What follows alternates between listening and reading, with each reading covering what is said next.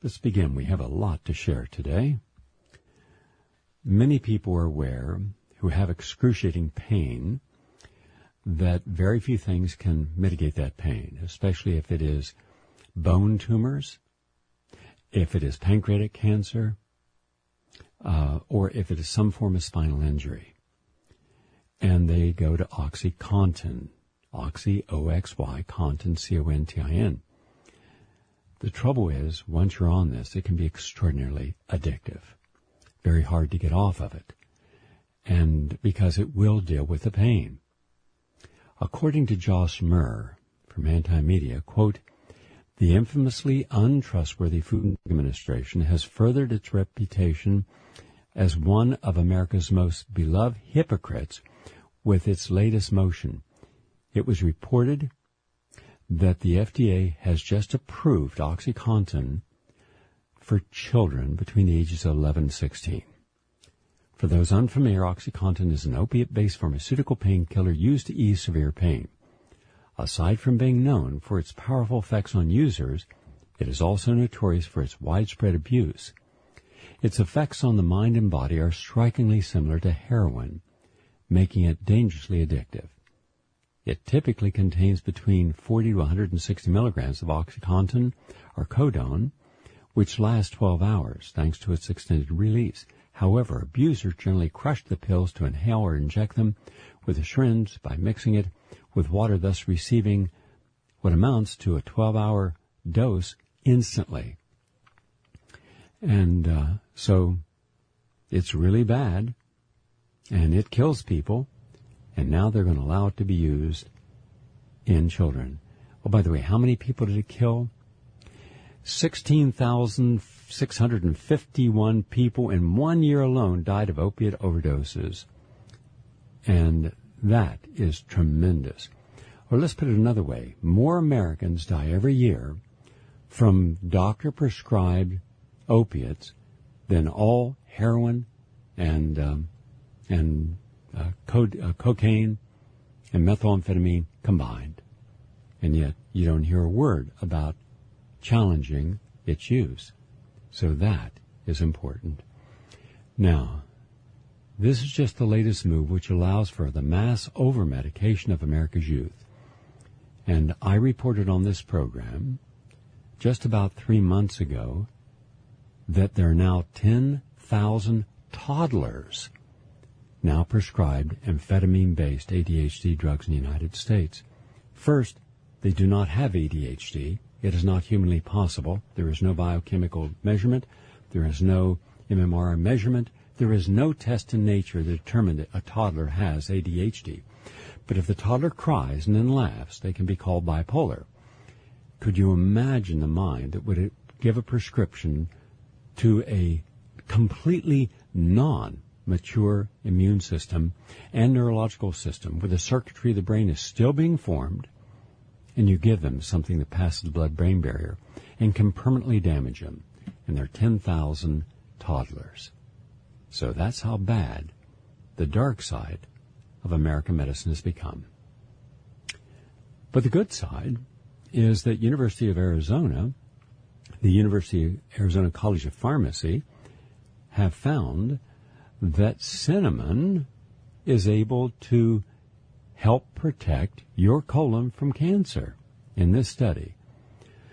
Quote, this is a significant finding because colorectal cancer is aggressive and associated with poor prognosis.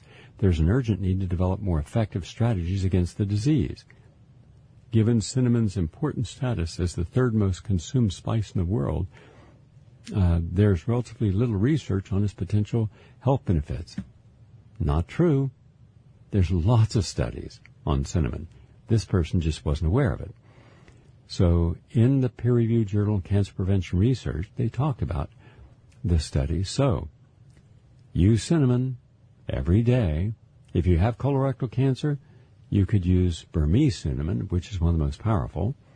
But if you want to help protect your body, if you are diabetic, cinnamon's phenomenal. If you have immune dysfunction, cinnamon's great. And if you want to prevent colorectal cancer, cinnamon also. Throw it in your smoothie, nothing else. From the University of Southern California, a major study funded by the National Institutes of Aging and published in the peer-reviewed journal Cell Metabolism. Quote, researchers from the University of Southern California have developed a diet that creates the same health effects as long-term calorie restriction, such as fast, if followed for just 5 days a month. Quote, I think based upon the markers for aging and disease in humans, it has the potential to add a number of years of life, but more importantly, to have a major impact on diabetes, cancer, heart disease, and other age-related diseases. So says the lead researcher, Dr. Longo. Now, one of the diet's main advantages is that it makes the benefits of fasting available to more people. Quote, strict fasting is hard for people to stick to, and it can also be dangerous, so we developed a complex diet that triggers the same effects as fasting on the body. All right? So what are they doing? Because we all of us in the anti-aging field, and that's where I've spent my entire adult life, know that when you restrict calories properly, you actually extend the lifespan more than anything else. And for many, calorie restriction, 40 to 30% each day, has looked as the best bet for improving health outcomes during aging. And that's what they did here. And it improved brain health, it improved memory, and it's simply, it's about 1,100 calories. And it's simply what you might call the Mediterranean diet, but just a little lower calories. That's all it is. They're looking at, quote, replacing animal protein with vegetable protein, with is consistent with current mainstream health advice. And they want to lower the fat in the diet because there's too much bad fat. Good. We're right with you on both counts. All right. And then including more fruits and vegetables. Again, terrific. Now, so this is going out all over the world as new 5-day fasting, meaning you take 1 week a month and you simply get off the saturated fats like you would find in a steak or chicken, and you stop eating the high, dense caloric foods like ice cream or like candy bars. And a steak is very high in calories. When you add the fat and the meat together, you're dealing with probably around 1,200 to 1,600 calories per steak. And the buns loaded with calories. And the diet, or the sugar-laden sodas, lots of calories. So what they're saying, in effect, is eliminate all of these processed sugars and refined carbohydrates and animal proteins and animal fats. And miraculously, you're left with a diet that we've been talking about and many of you are using for a long time. So I'm glad to see that they finally discovered something that you've all been using for decades and around the world for thousands of years. But we're glad they did it. It just reconfirms the truth of our choices. Interesting, because in the retreat that's almost finished, and Utrice Lead has showed up last night. What a dynamic energy. If you saw her as I did the day she was released from the hospital, and then you saw her today, you would not even recognize as the same human being. And as she said to a group this morning, for 21 years, she was diagnosed as a special type of diabetes with multiple medications. She still couldn't bring her blood sugar down to the safe zones, even with all those medications. She has now been diagnosed with no diabetes and no medications. And that's aside from the cancer. And later today, she'll be getting her final report on her new cancer status, because she just had all of her MRIs and her x-rays and exams by her oncologist. And they're going to measure when she was given her death sentence and today. So we'll hear that hopefully within the next 48 hours, and I'll share that with you. In any case, one of the things that we mentioned is that a healthy diet is simply a diet that takes out everything that's bad. A healthy life is no different. Be very careful what you're against. Because if you spend your life just being against things, then all you see is the negative in everything. And then you double down. Everything is bad, the world is terrible, and everything out there is a threat. Hence, your time for reaction is split second and generally always to the detriment of what you ultimately want to achieve. Whereas if you're for good health, then you're going to be proactive. You're going to eat right. You're going to think right. You're going to live right. You're going to make positive choices because you'll look at the consequences. Unless I know the cruelty to animals, how can I be a person interested in saving the water unless I see the water pollution and who caused it and how it got that way? How can I be an environmentalist and interested in helping our planet if I don't see the causes of our forest being destroyed, or the desertification of cities and countries like China, the great sandstorms in Arizona that we didn't have historically, but we do now regularly? How can I be for clean air if I'm not against gas hydrofracking? So I have to know what I'm going to oppose in order to know what I'm going to be supporting.